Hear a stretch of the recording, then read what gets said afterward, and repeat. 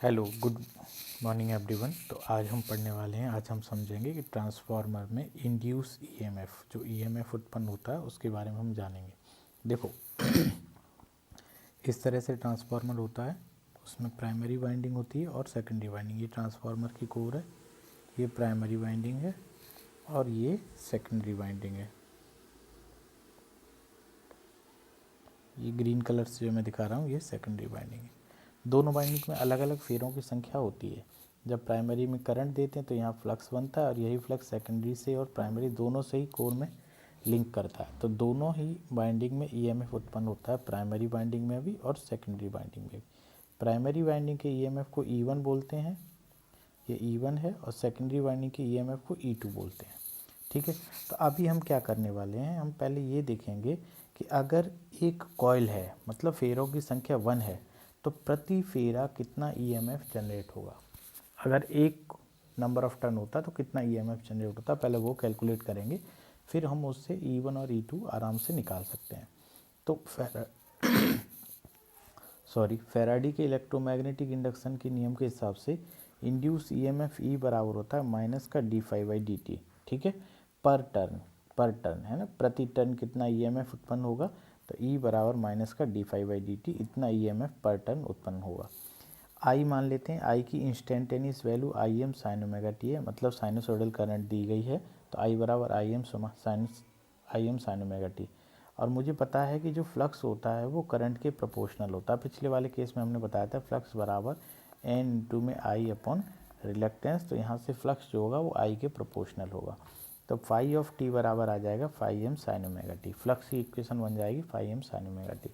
तो अब induce EMF ई बराबर माइनस का d∅dt, तो माइनस का dt और फाई की जगह पे क्या रख दिया, phi M sine omega T, phi की जगह क्या रख दिए, phi M sine omega T. अब देखो हम डिफ्रेंसिएशन कर रहे हैं टाइम के रिस्पेक्ट में, किसके रिस्पेक्ट में कर रहे हैं, टाइम के रिस्पेक्ट में।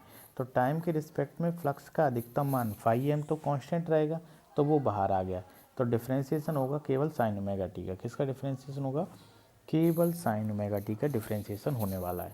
तो ई बराबर minus phi M, sine theta का डिफ्रेंसिएशन होता है कॉस थीटा, तो साइन ओमेगा टी का डिफ्रेंसिएशन हो गया कॉस ओमेगा टी। फिर चेन रूल के हिसाब से हमें ओमेगा टी का फिर से डिफ्रेंसिएशन करना है। ये बात याद रखना, ये गलती बच्चों से हो जाती है डेरिवेशन में, वो साइन ओमेगा टी या कॉस ओमेगा टी करके छोड़ देते हैं, पर ऐसा नहीं करना। डिफ्रेंसिएशन फिर से करना है चेन रूल के हिसाब से ओमेगा टी का, तो इसका डिफ्रेंसिएशन आ जाएगा ओमेगा। तो यहाँ से ई बराबर आ जाएगा minus phi M cos omega T into में ओमेगा। तो अब क्या होगा, ई बराबर माइनस फाई एम, ओमेगा बाहर लिख लो, इधर लिख लो, इंटू कॉस ओमेगा टी। अब मुझे पता है कॉस थीटा बराबर होता है साइन 90 माइनस थीटा। अरे यार ये तो पढ़ा है ना, sine 90 minus theta first quadrant बराबर कॉस थीटा, ऐसे होता है ना। तो मैं ऐसे लिख सकता हूँ, और एक और चीज़ पढ़ी हमने, साइन ऑफ माइनस थीटा बराबर माइनस साइन थीटा। तो मैं क्या लिखने वाला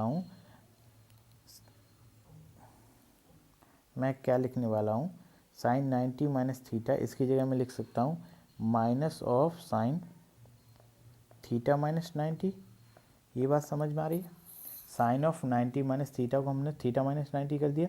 ये थीटा की यहाँ साइन बदलोगे तो वो साइन कहाँ जाएगा, बाहर आ जाएगा। अगर पहले यहाँ पे साइन बदलोगे तो वो साइन आपको यहाँ पे बाहर दिखाई देगा, साइन ऑफ माइनस थीटा बराबर माइनस साइन थीटा, तो minus of sine theta minus 90 degree.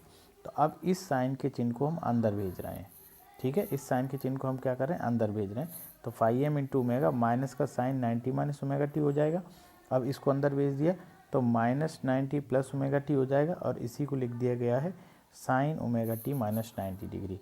तो प्रति टर्न इंड्यूस ईएमएफ आया फाई एम इंटू में ओमेगा इंटू में sign omega T minus 90 degree.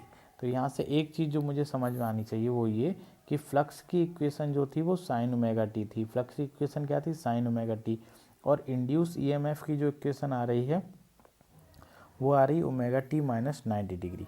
तो यहाँ से मुझे ये पता चल रहा है कि जो इंड्यूस्ड ईएमएफ होगा वो लैग करेगा, lag by 90 degree from flux. जो ईएमएफ उत्पन्न होगा वो उस फ्लक्स से कितने डिग्री लैग करेगा, 90 डिग्री लैग करेगा। कितने डिग्री, ये पूछा जाता है ऑब्जेक्टिव में कई बार कि उससे 90 डिग्री क्या कर रहा होगा, लैग। अब अगर हमें टोटल टर्न निकालना है, देखो हम मानते हैं कि हमारी वाइंडिंग में टोटल n टर्न है, कितने फेरों की संख्या n है, तो हमें टोटल इंड्यूस ईएमएफ निकालना है। तो सिंपल सा फॉर्मूला हो जाएगा, एक टर्न के ईएमएफ में n का गुणा कर दो, या कभी कभी बुक्स में ऐसे लिखा जाता है टोटल ईएमएफ निकालते हैं माइनस n इंटू में d∅/dt, तो वो सेम ही बात है, पहले हमने d∅/dt निकाल दिया, फिर n से गुणा कर दिया, n इंटू में e, तो n into phi into omega into sine omega T, ये हो जाएगा। तो यहाँ से जो टोटल ईएमएफ आएगा n into phi M into omega into sine omega T minus 90 degree. अब अगर मैक्सिमम वैल्यू निकालो, हम पढ़ते हैं v बराबर V M sine omega T या साइन थीटा, ऐसे पढ़ते हैं ना, साइन ओमेगा टी। तो साइन के आगे जो भी लिखा रहता है वो उसका अधिकतम मान होता है, साइन के आगे जो लिखा रहेगा वो क्या होगा, अधिकतम मान। क्यों? क्योंकि साइन की मैक्सिमम वैल्यू 1 हो सकती है, तो जब साइन की मैक्सिमम वैल्यू 1 हो जाएगी तो इसमें 1 आ जाएगा, तो अधिकतम जो होगा उसके आगे वाला। तो मैक्सिमम वैल्यू जो आ जाएगी वो ये आ जाएगी जो आगे लिखी हुई है, मैक्सिमम वैल्यू क्या आ जाएगी, जो यहाँ n into phi M into omega लिखी, ये इसकी मैक्सिमम वैल्यू आ जाएगी। तो ई मैक्स, हमें पता है कि आर एम एस वैल्यू जो होती है वो मैक्सिमम वैल्यू डिवाइडेड बाई √2 होती है, तो n into phi M into omega divided by √2 करेंगे तो आर एम एस वैल्यू मिल जाएगी। तो n into phi M, omega की जगह 2πf लिख दिया, ओमेगा की जगह क्या लिख दिया, 2πf, अरे ओमेगा बराबर 2πf है, 2πn पढ़ा है ना हम लोगों ने। तो यहाँ से e बराबर 2π/√2, अब देखो 2π भी कांस्टेंट है, √2 भी कांस्टेंट है, तो इसको बाहर लिख दिया 2π/√2, और phi M into F into में n, ऐसा कैसा लिख दिया। तो 2π/√2 का मान होता है 4.44। तो इस फॉर्मूले को याद रखो, ये ट्रांसफार्मर का बहुत इंपॉर्टेंट फार्मूला है, E बराबर 4.44 फाई एम इंटू में एफ इंटू में n। ठीक है, इस फॉर्मूले को आपको याद रखना है, इस फॉर्मूले को याद रखो, E बराबर 4, ये क्या है, ये इंड्यूस ईएमएफ की आरएमएस वैल्यू है। कौन सी वैल्यू है, RMS value, total induce EMF की आरएमएस वैल्यू। अब यहीं से समझने वाली बात यह है कि सर ये बताओ ये प्राइमरी साइड का इंड्यूस ईएमएफ है कि सेकेंडरी साइड का है। तो देखो भाई, जब प्राइमरी साइड के टर्न लिख दोगे यहाँ पे तो प्राइमरी का बन जाएगा, तो E1 लिख दोगे, E1 बराबर क्या आ जाएगा 4.44 इंटू में फाई एम इंटू में एफ इंटू में N1, ये प्राइमरी साइड का बन जाएगा। और सेकेंडरी साइड का निकालना है तो 4.44 into phi M into F into N2 हो जाएगा। यहीं से E1/E2 करोगे तो N1/N2 के बराबर हो जाएगा। ठीक है, अब देखो ये बहुत आसान है, E1/E2 बराबर N1/N2, यही तो है, ये फॉर्मूला है। तो आइए और कैसे निकाल सकते हो, इसका दूसरा तरीका बताता हूँ।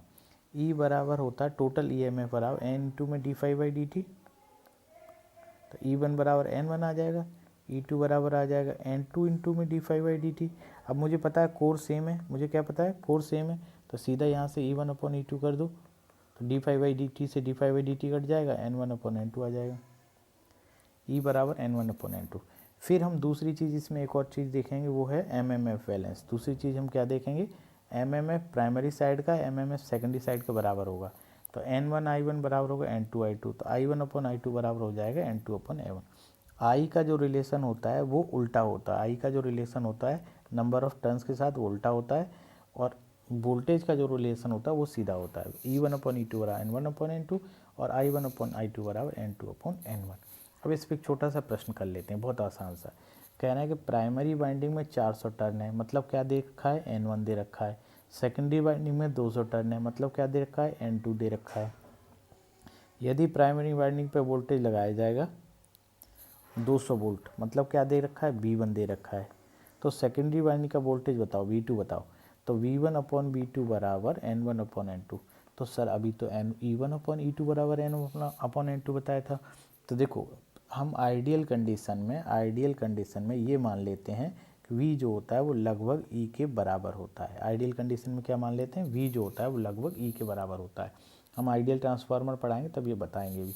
तो V1/V2 बराबर N1/N2 लगा दोगे, तो यहाँ से हमें N1 400 दे रखा है, N2 200 दे रखा है, V1 200 दे रखा है, तो V2 मिल जाएगा 100 वोल्ट। V2 क्या मिल जाएगा, तो अच्छा अगर आप लोग पहले से पढ़े हो तो मुझे पता है कि N1 में फेरों की संख्या ज़्यादा, N2 में कम है, तो ये स्टेप डाउन होगा। ये कौन सा होगा, स्टेप डाउन ट्रांसफार्मर होगा। तो ये वोल्टेज को क्या कर देगा, आधा कर देगा, सेकेंडरी साइड का वोल्टेज होगा आधा हो जाएगा। अब इसी में दूसरा पार्ट और दिया है, मैंने ये बता दिया कि लोड में 10 ओम का रेजिस्टेंस लगा है, तो सोर्स करंट बताओ। अब B2 पता चल गया, तो I2 बराबर क्या हो जाएगा, B2 अपॉन लोड रेजिस्टेंस, तो 100/10, तो I2 बराबर 10 एम्पियर हो गया।